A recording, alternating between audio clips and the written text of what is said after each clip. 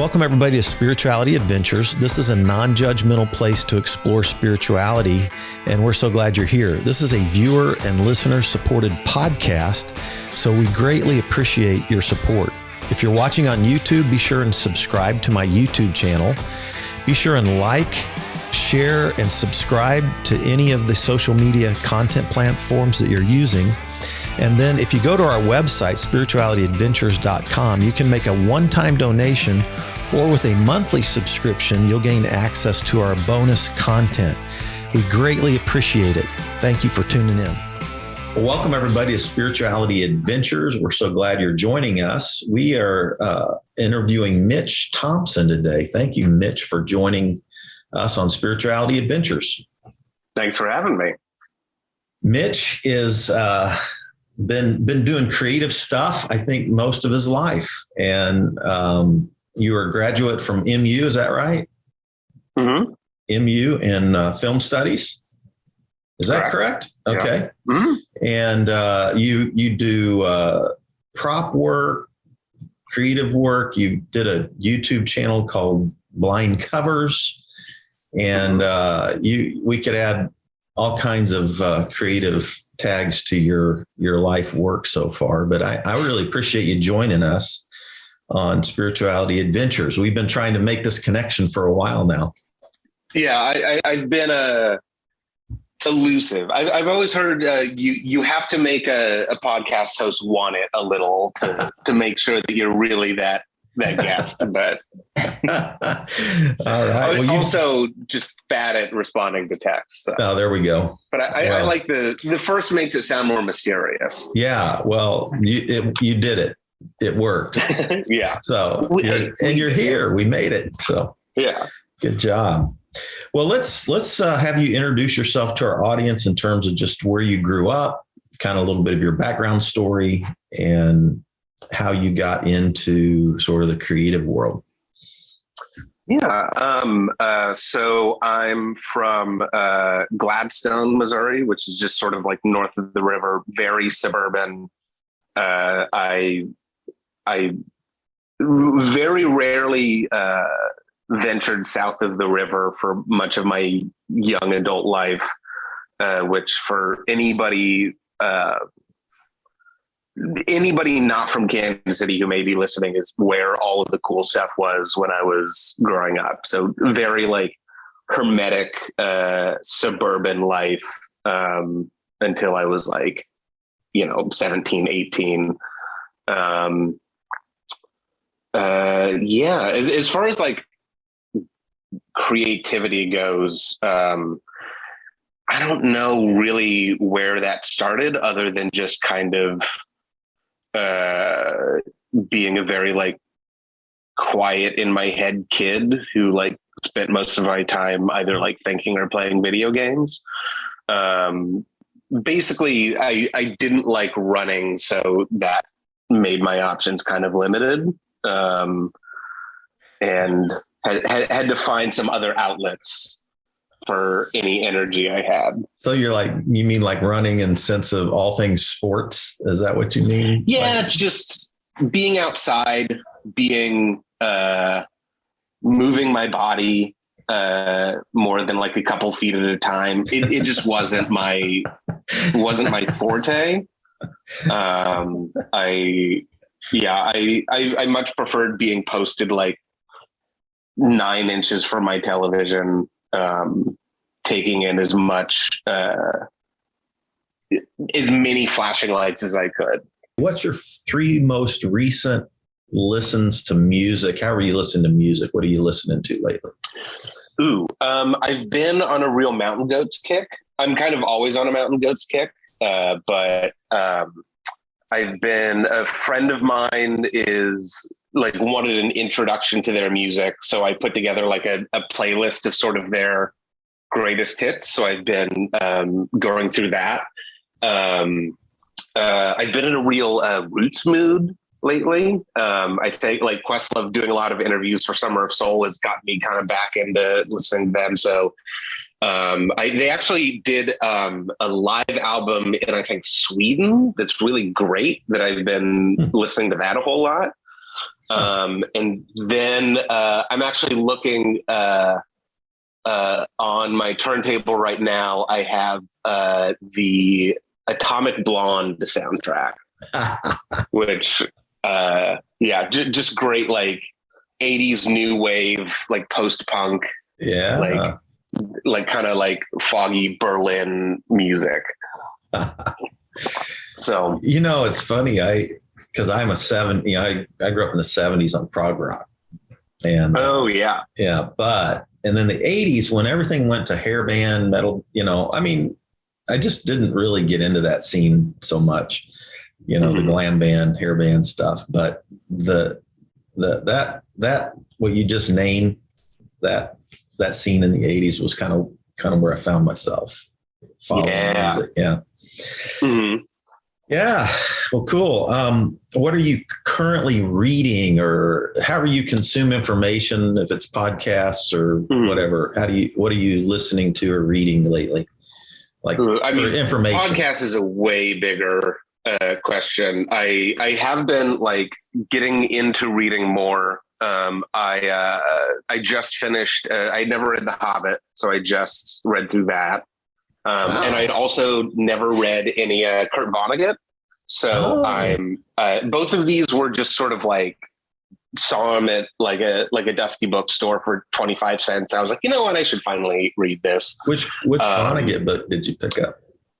Breakfast of Champions. So started with the like English 101 freshman year pick, but it hit me. I was just like, oh yeah, no, there's a reason this is like, I guess like everybody's intro to postmodernism almost, it seems like. I've been loving it. And then podcasts is, we could do a whole episode alone on what I'm listening to, but like the big one, I have like a couple tracks of like my like film shows. Film Spotting out of Chicago was basically like my film school. Like I've been listening since like 2006, like in high school. And it was like my introduction to like world cinema and kind of like thinking deeply about film. And more recently, Blank Check,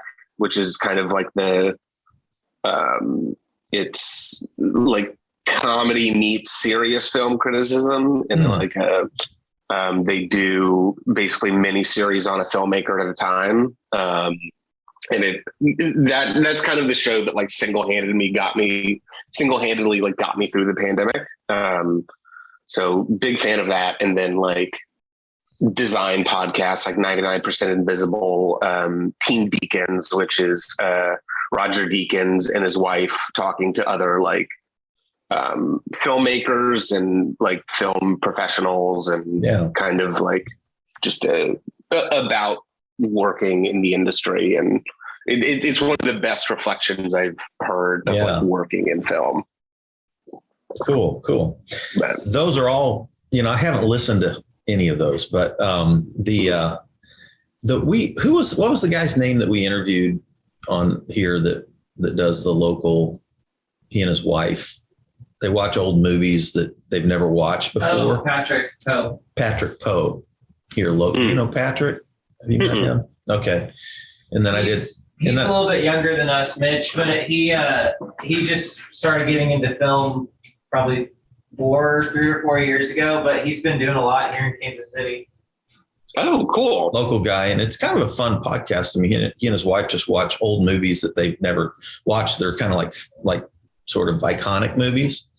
And then they dive pretty deep on it, but still have a lot of fun. And then I also interviewed Adam Roberts at Screenland Armor. He runs Screenland, and then he does a film thing in April. Isn't that coming up here in April? Panic Fest is getting ready. Panic Fest. Yeah. Oh yeah. Here in Kansas City. So those are the 2 local film interviews I've done. Yeah. You should definitely check out Patrick's. It's called First Timers Movie Club. First Timers Movie Club. I'll check that out. It's really fun.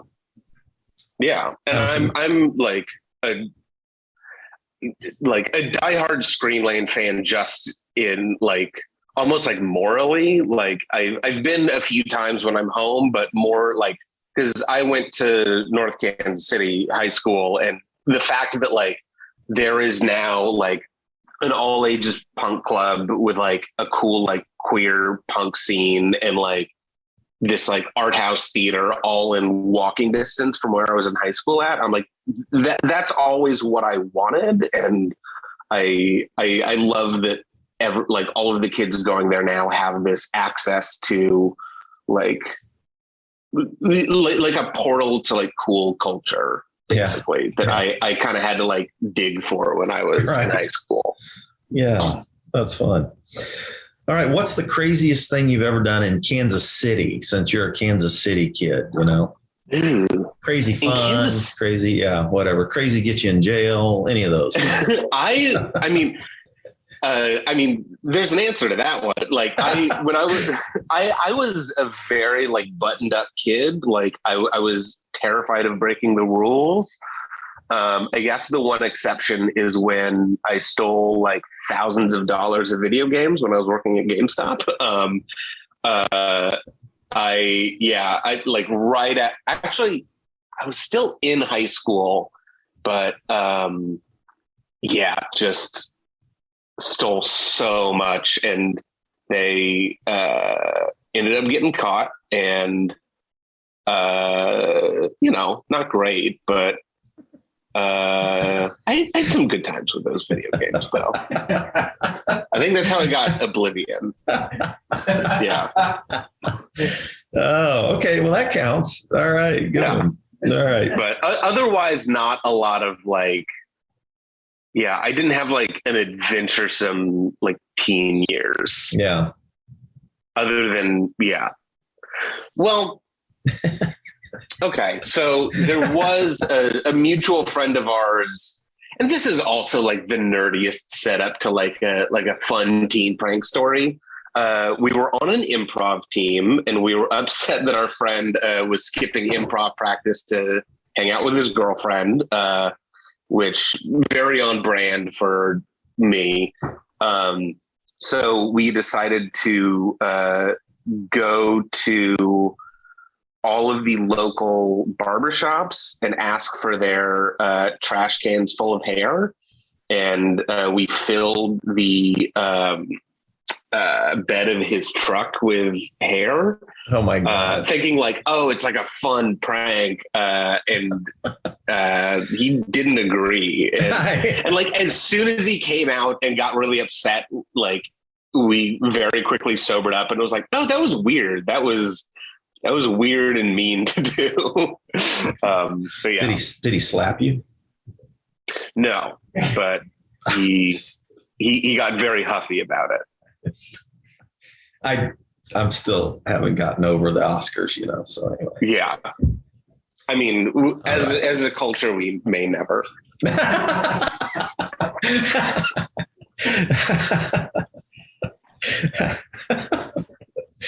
Oh my. Yeah. All right. I won't go there. Anyway.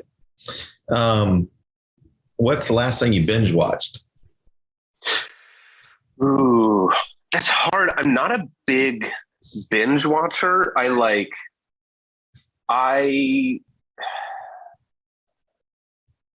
has been something, but like my brain just can't do TV. Just like I don't have the attention span for it. I'll get like really into a series, and I'll watch like 2-3 episodes in a night and say like, this is incredible. I cannot wait to watch more of this. And then I will never go back to it. I'll be like, I need to like save some of this so that I have more to watch later. And then I just never go back. Like part of me is like, I want to, I'm like afraid of finishing it and not having any more like good stuff left. But part of it is also just like, attention span. And I think I'd like, movies are more my medium. I I don't love this trend toward everything being a TV series. I think there's a real art form to being able to like tell a complete story in one work, in like one sitting. Like having a complete character arc, and like once, like some of these stories, once you start dragging them out to like 8-10 hours,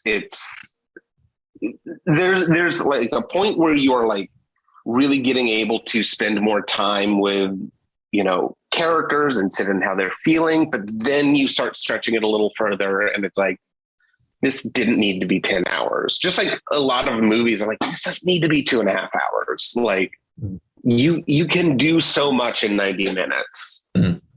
But yeah, that's interesting. I hear people on both sides of that. But I've been reading a gal named Julia Cameron lately, who wrote a book years ago called The Artist's Way, that is a kind of like taking the 12-step approach to blocked artists. Oh my God, are you kidding? Yeah. My laptop was literally sitting on a copy of The Artist's Way that I have been. That's crazy. In process of starting for several months now. You need to let me know what you think of it. I'm on. She's divided up like a course, like a 12-week course, and I'm on week 8, and I'm actually working through the whole thing because I'm treating this whole meltdown of my life kind of like a creative recovery. Yeah, for me. So anyway, but yeah, she talks about, she's been doing plays and movie scripts and screenwrites for years, decades. She's married to Martin Scorsese at one time, and yeah, interesting. She's influenced just Elizabeth Gilbert, and I mean, you just go on and on and on the people she's influenced. But fascinating gal. But yeah, she was in there calling the mini series of bastardized kind of thing. She was not a huge fan of, even when the first mini series started, kind of coming out, like, which. But anyway, I mean, there's an art to it, and like sometimes it works. I like it as a happy medium between like film and the old style of like TV series where you'd be shooting for like a second, third season pickup, and it'd be like 20 episodes, which like that is also not like sustainable for like good storytelling. So like there are great like single seasons of television. Like I think several years ago there was this show Terriers on FX that like it was supposed to be like they were trying to make it like a multi-series show, but it ended up getting canceled. It was like just like 8 or 10 episodes, but kind of ended up being a perfect arc of a story that I was like, I'm sad that like these people didn't continue to get to work, but I love that it just ends in a complete way. Yeah. Like I'm not fully against the miniseries thing. Yeah. I just don't like that a lot of we used to have like mid-budget adult dramas that played like blockbusters. And those have all gone away, and those are all miniseries now because that's the only way they can get made. Yeah. So that's what I like about Midnight Mass. Oh yeah, Midnight Mass. Ooh, I haven't seen that one. It's a trip. I hear it's great. Yeah, it is a trip. Yeah. Well, what's the favorite place you've ever visited in the whole world? Paris. Awesome. Yeah, just very quick. I've not ever been to Paris, so yeah, that's probably on my bucket list. I've heard it described as like the one place that you can't really oversell. It's just it was also like my first time like going to Europe, but it's just like, oh, you know exactly where you're at. It's great. Very cool. What do you do for fun when you just have free time? Productive or unproductive? Either. What's fun? On a good day, I will just kind of take my camera and go to a part of the city that I don't go to normally and walk around. That's my like sound good answer that I like. I don't generally do that. A lot of times I'll crash on my couch, and like recently I'll just like flop onto my couch in my dark living room and play Hades, because that has been taking up just hours of my time. But yeah. Are the pictures on your Instagram like from doing those kind of forays into the city? Yeah, there's some cool pictures on there. I like thank some of you. those. Yeah. Yeah. It was kind of, go ahead. Now, do you have some things on your, like, call it bucket list if you want, you're young for that, but what are some things you definitely want to get done before your life? I definitely want to go to Japan, which I think some friends and I are planning on doing that next year. It sounds like, yeah, like the easy one is just travel more. And there are a lot of places I want to see, a lot of, that's the big boring answer, but yeah, I like that. What's your most embarrassing moment? I mean, how much time do we have? Funny, embarrassing could be, that'd have to be.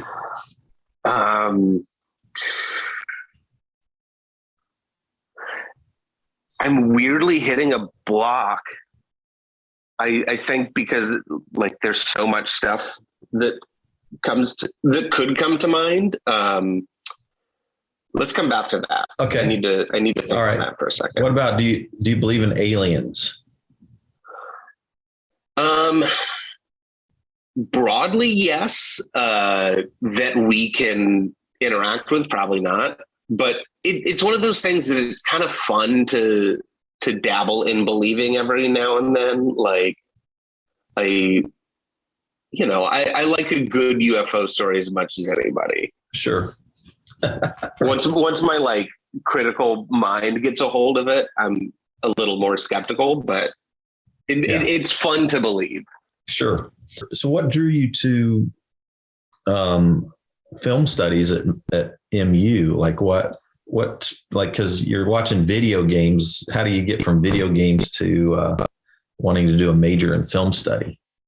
Well, so I actually originally went to Mizzou for journalism. Specifically, I wanted to be like a video games journalist, because like this was, I guess, backing up into high school, like right when iTunes first added podcasts. I got very curious, and like back then it was literally just like, people in their living room kind of trying to like self-produce these little almost like public access radio shows, which I loved, because like that's when I was like mowing yards for money in the summers. So I would just like download all of these like weird nascent podcasts and listen to those while I was mowing. And that was kind of my exposure to like kind of my like big exposure to like thinking about art in different ways. So like I like an early one of the first like major I remember Ebert and Roper uploaded their weekly TV show, just the audio as a podcast. They were like one of the very like early people to buy into that. And so that was kind of an outlet for me to sort of discover. To listen to that one. Yeah. Oh yeah. Yeah. That was fun. Yeah. And then like right around that time, when I was in middle school, they would upload, or no, the school just got free bundles of newspapers for the students to read, just kind of as a, like, I don't know if it was like an official program, or we could just like walk into our homeroom and grab the Kansas City Star. And I would always like pull out on Thursdays, they had the FYI, like arts and culture section. And I would just read all of the reviews for the movies coming out that week. Mm-hmm. Which like was mostly the big releases, but every once in a while there would be some like weird indie film that just the concept that it's like, oh, this is something I'd never heard before, but this person really likes it and vouches for it. So those kind of both like spark that like curiosity about art and specifically film. But then I was also into video game podcasts. So like there's this one called Team Fremont Live, which was literally just like 3 dudes in Minneapolis getting together and like having beers and talking about video games.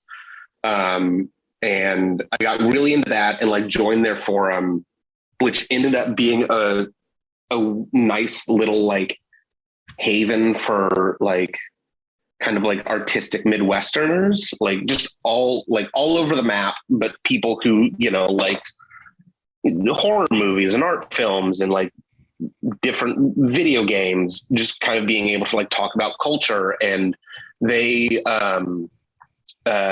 let me do a lot of like writing for them. Like I would just, you know, when I was still in high school, I'd be like, I want to program like a summer film festival for this. And so I just like put together a bunch of like, it was like a weird collection of films every year. But just stuff that I wanted an excuse to watch and talk about. Like that was my first exposure really to like Kurosawa films and just basically anything that I had heard, like, this is good. And like, you should like engage with this in some way.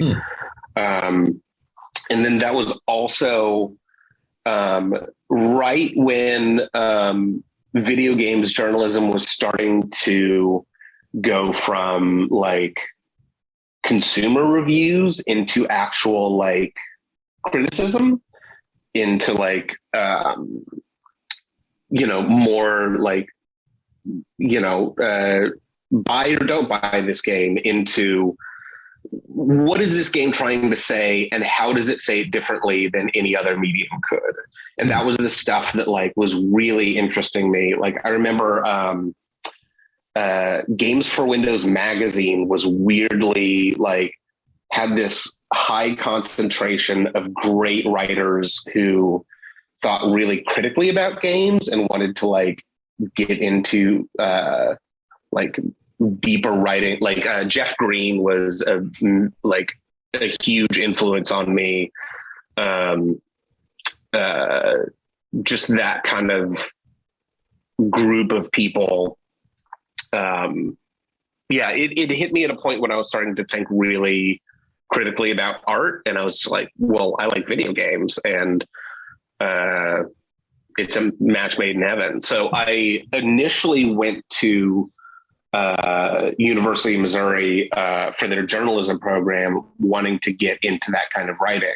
And lived in the dorms my first semester, and was unaware of kind of depression as a concept, but it was very aware of me. So I like, it like hit me hard, to the point where I like borderline agoraphobic almost. Like I would like miss a couple classes and then get so in my head that like, well, I can't go back to that class because then they will like judge me for having missed classes. So I filled out hard my first semester.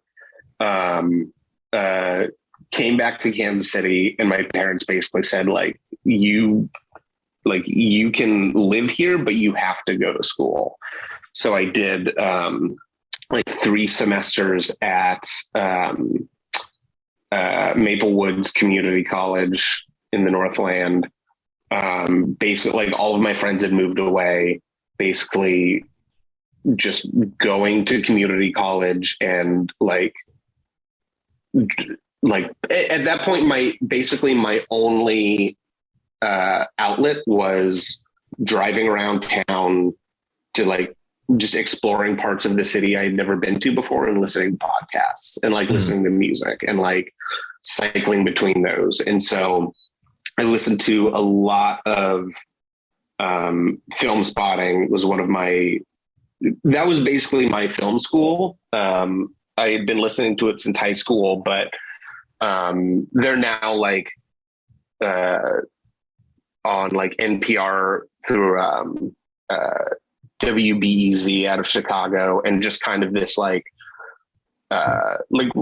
they've kind of become one of the modern greats of popular film criticism, but they were my introduction to so much stuff, and just being able to despite my isolation, have this connection to some outside film criticism and film talk, and being able to be a part of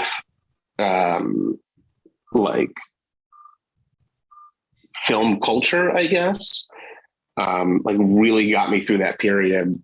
Okay. And so I eventually in 2009 went back to Mizzou, and I just missed enough time that they were yeah, journalism probably isn't going to work out.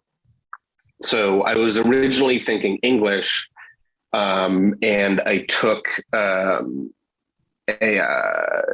just the intro level film course, and it kind of changed my life. I mean, that's saying it very broadly, but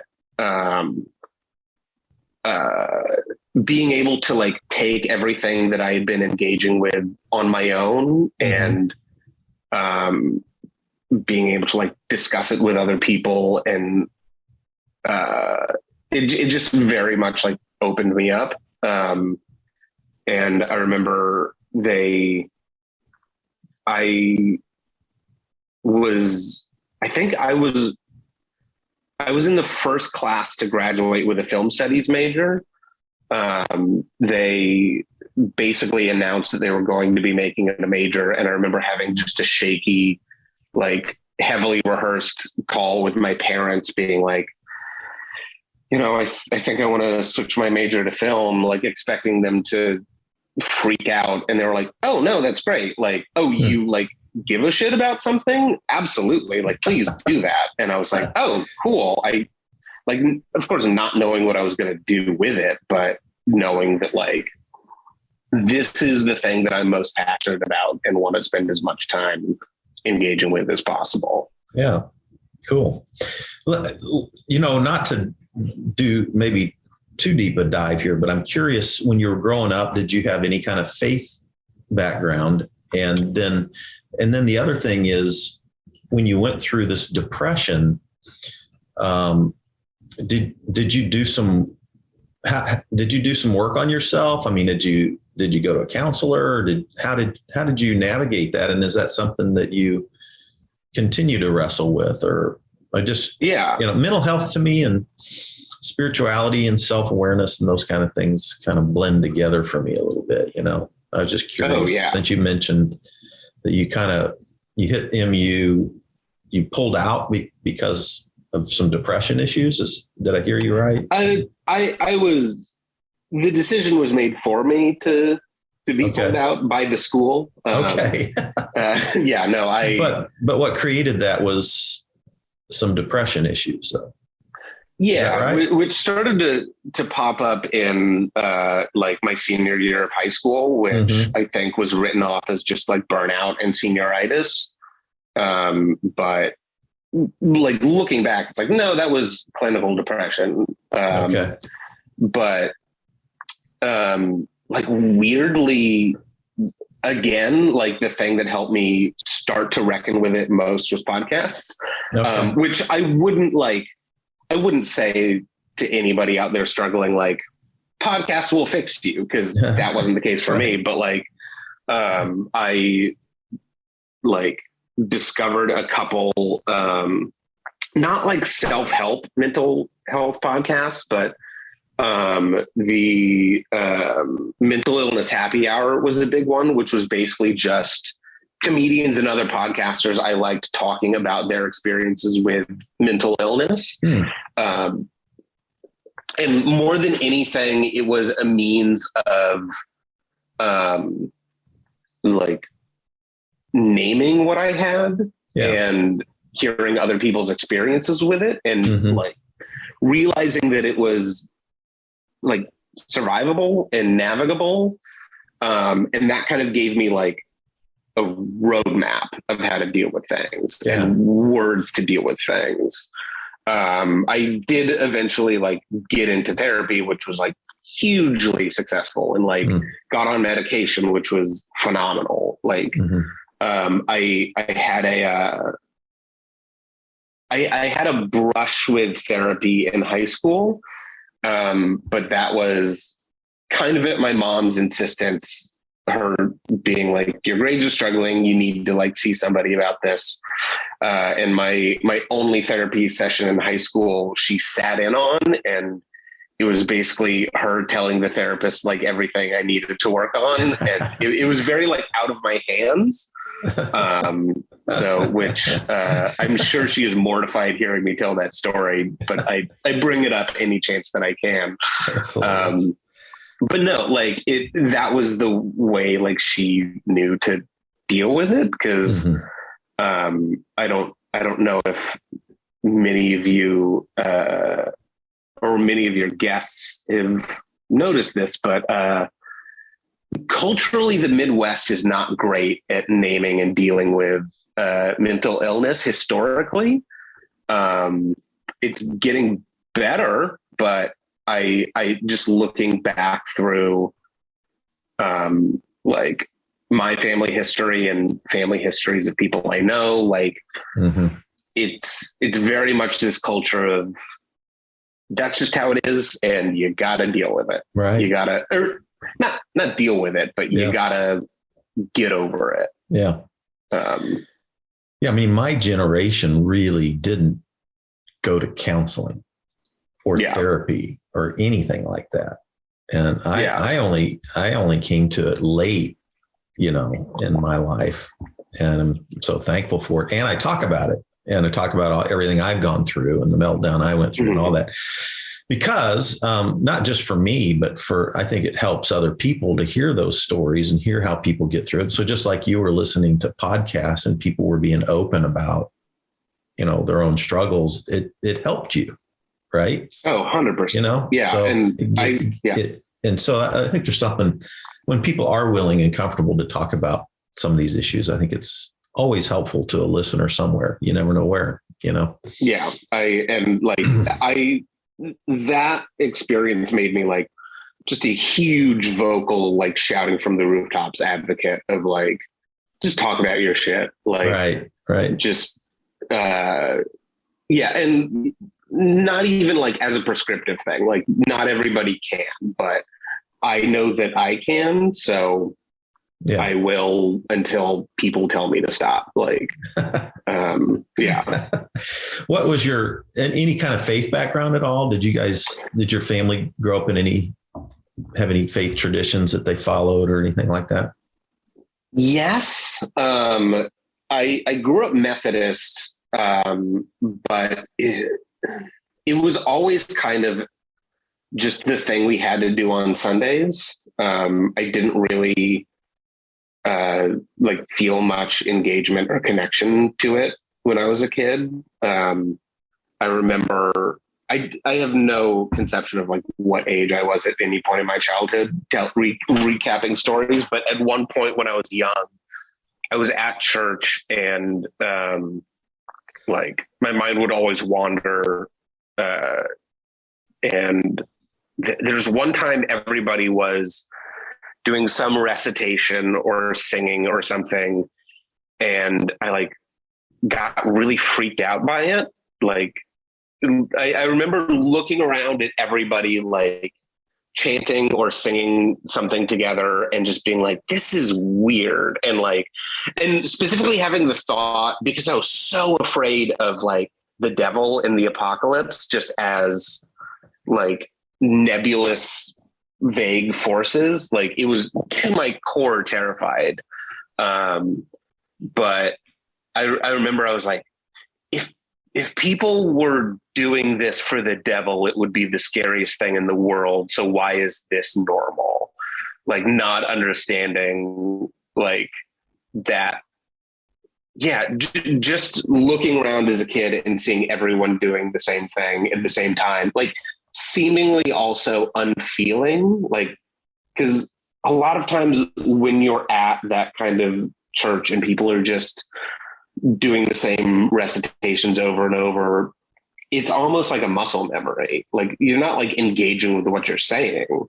At least not in my experience. It didn't seem like people were, and it like scared the shit out of me. I should have asked, can we curse on this podcast? Yeah, you're fine. I've always cool. I've always wanted to ask, oh, can I curse on this? But no, like, and it just, I guess, kind of freaked me out, and also kind of, especially coming of age in the early 2000s and like the Bush administration and like post 9/11 and kind of becoming like conscious politically at that moment, kind of seeing the way like the American evangelical sect was going. Like I didn't grow up evangelical. Like I've since come to learn like Methodism is one of the more relatively chill sects of like American Christianity, but in some respects, but I got really, I guess, like, I don't know if it's like fully anti-church, but I really rejected a lot of that. A lot of what I saw the like American Christian movement to stand for, issues that I think we are still seeing playing out today, where there's this obsession with, like abortion, and that's basically it.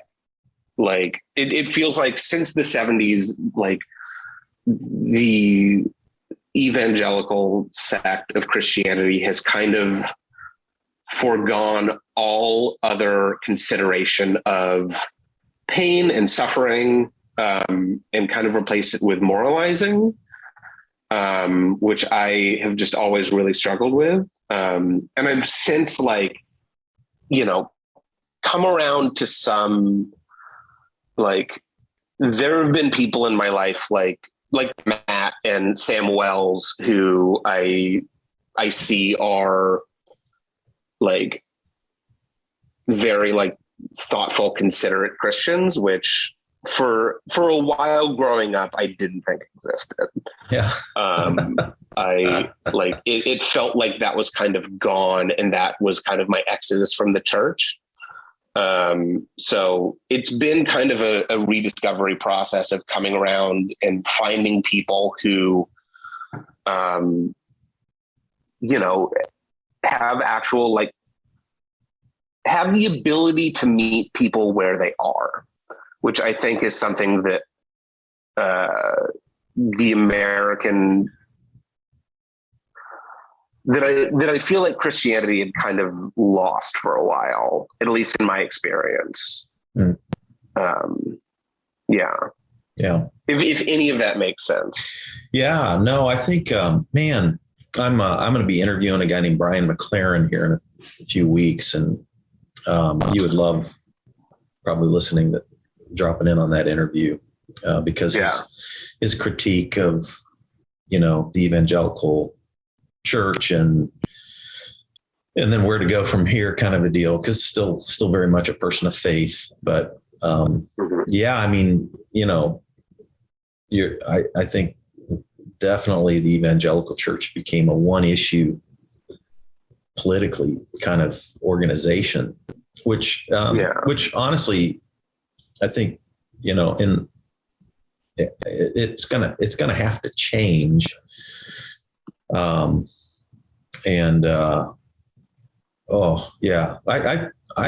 wouldn't disagree with your critique though. I think there's some real truth in what you just said. So let's talk about, kind of like your career and, what you've done since college. Give us some, take us to where you're at now in terms of, prop master. Yeah. Is that what you call yourself? So prop master. Yeah. We're kind of jumping through a lot of stuff there, but, give people sort of a 101 on Mitch and your creative career and how it's brought you into this world of prop master.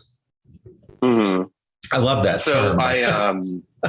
Everybody does. It's the flashiest of the film department head titles. I kind of like everybody else, I came out of film school thinking I guess I want to direct because that's the position that gets to be creative. That's kind of how it's always presented, is the director is the creative person on a set, and then everybody else just kind of executes that. Mm-hmm. And then I moved out here, and also while I was at school, and let's tell our audience, out here means you moved from Kansas City to I'm where? in Los Angeles. Los Angeles. All right. What part of Los Angeles? North Hollywood, up in the San Fernando Valley. Wow. So, close to a couple of the big studios that people know. I've toured a few of those just for fun, like a tourist, like a tourist.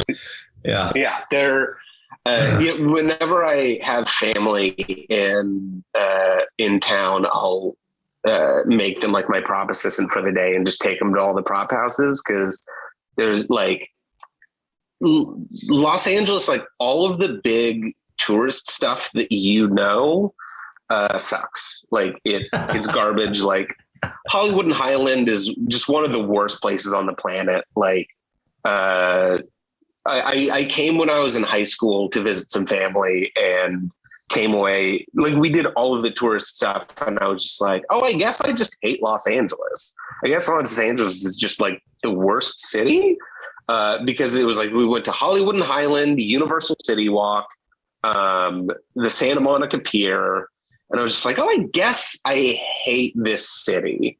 So finally, when I moved out here after college, because I had some family that I could rent a room from, I finally started discovering the parts of it that I and it took me years to finally fall in love with Los Angeles. But once it's very much a city that depending on where you are, the vibe changes immensely. Right. So you really, I guess with any other city, you have to find, the parts that fit you. But it's, I don't remember how I got onto that, but what part of the city? You're in North Hollywood, and so you got from college to prop master. Give us a little. I moved out and was trying to get on sets, and the easiest way, usually whenever anybody comes out here, they become a production assistant, which is just the gopher. You make sure people don't walk through set when you're shooting in public. You change the garbage liners, like any like general thing, it falls to the PAs. And I, in college, when we were like self-producing stuff, like little sketches with friends and short films, your position on the film was kind of based on what equipment you had. So like, if you owned a camera, you were the DP, the director of photography. If you like owned like a Rode microphone, you ran sound. And I had none of that, but I was very good at thrifting. So I was just like, well, I guess I could like find some props that we need, because like I know all the thrift stores in the area, so I can hit them all up. So when I moved out to Los Angeles, I just started looking for art PA positions, just because it was a little more specialized. And what I found is that if I wanted to actually get on set, it was a lot easier to do that as an art PA on small projects than a production PA. Just because like I ended up doing like more hands-on stuff, more like fabricating little props, more like, especially on like smaller indie budgeted stuff, doing a lot of like set dressing, which is basically like loading in all of the like furniture and wall furnishings on a set and setting it up and making it look right on camera. And so I kind of just started building a resume through doing that, and sort of fell into props. I did a lot of work with AFI, which is the American Film Institute out here. Mm-hmm. It's like a film conservatory grad school that like, you know, like David Lynch and Darren Aronofsky and Terrence Malick all graduated from. Yeah. And they do a lot of like shorts and thesis films and need a lot of unpaid help. So I kind of got into that crew and did a lot of like short films as prop master on that. Mm-hmm. And then once those people started graduating, they kind of threw me some work. And then I eventually, through one of those, got into working with this company, Nerdist, which at the time was Chris Hardwick's company. And they did just a ton of like weird little like YouTube sketches and that kind of stuff. And that kind of became my like art department grad school, because I, you know, there were maybe like 2, sometimes 3 shoots a week that we had to do. It was all very like, as I was there for like 5 or 6 years on and off. It was called Nerdist, Nerdist. IST, yeah. Yeah, Nerdist, okay. Yeah. Chris Hardwick's thing. Yeah. And worked on like some really cool shoots with like really fantastic people. And it kind of set me up for having a career in this. And it like, it let me, that was my time where I got to like fail the most with the least repercussions, I guess, because everything was so sort of by the seat of your pants, like their expectations were really low, but I was lucky to work with some people on the art side who were kind of always pushing us to like try new things and like go a little further and like learn new techniques that we had never learned before. Cause it was like, look, we're getting paid to do this on this company's dime. Like by that time they'd been bought by Legendary Pictures. So there was like a weird amount of money behind these like little sketches that sometimes would get a lot of views and sometimes very much would not. But like, we got to, use Legendary Pictures money to like build a reel, essentially build like a show reel. And that was like really rewarding a lot of the time. I did not sleep much through that period of my 20s, but it was nice. It was very much like my art department in grad school. Yeah.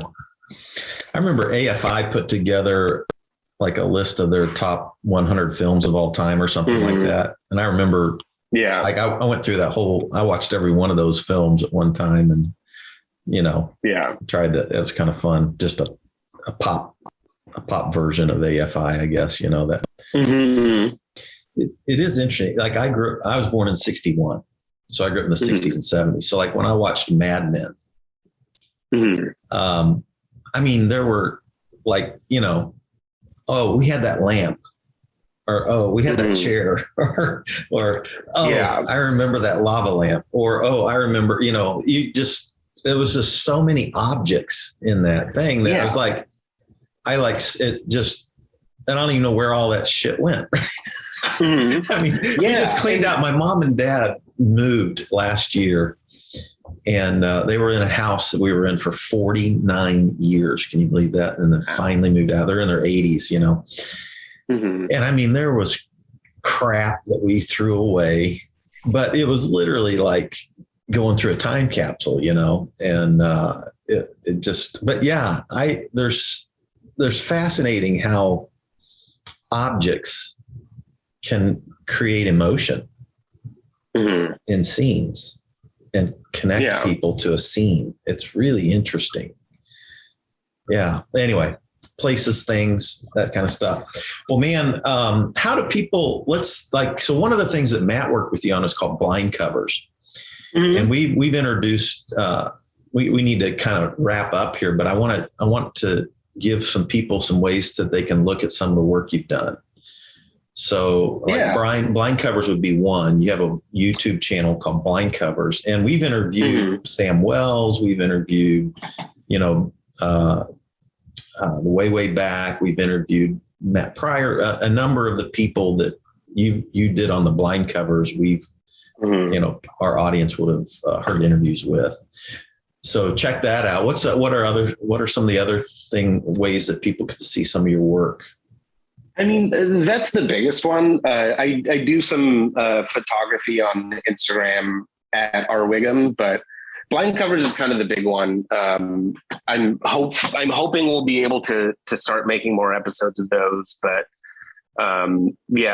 basically it's just a show where we do an interview with an artist and then give them the lyrics to a song they've never heard before, and they have an hour to write a cover of it.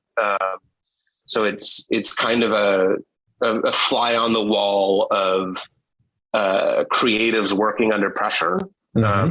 So it kind of gives you a look at, how they operate as a unit or as an artist, like under,